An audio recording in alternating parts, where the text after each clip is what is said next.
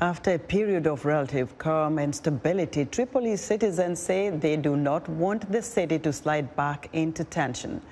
For more on the past struggle in Libya, joining me live via Skype from Washington, D.C. is VOA journalist Hassuna Baishu. Hassuna, welcome back to Africa 54. Thank you, Esther. So what triggered these latest political clashes in Libya?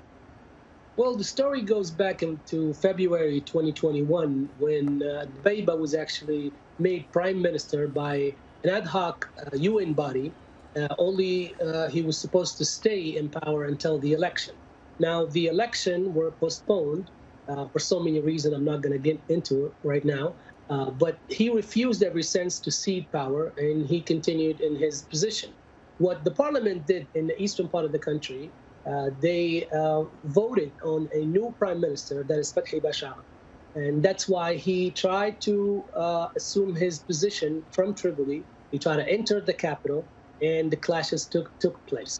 Another reason I could actually mention very quickly, Fathi Bashagha, he made an alliance with another controversial figure in the western part of the country, that is General Khalifa Haftar, who tried to take over the country back in 2019. And there was a war, as you know, in 2019, and people did not approve that alliance. That's why pretty much the clashes took place in Tuesday morning. So who gets the final say? Who gets to decide who is going to lead the people of Libya? Well, this is very complicated question. It's a lot to unpack here.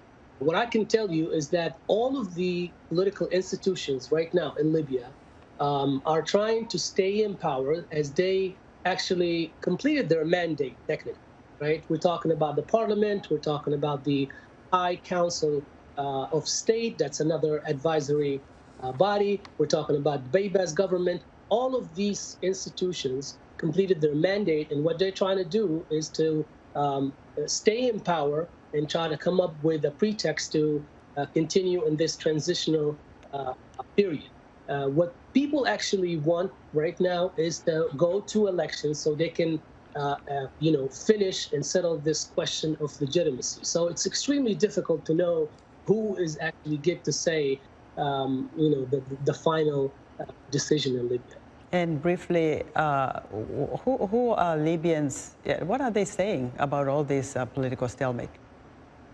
You know, there's definitely a division between Libyans about the stalemate.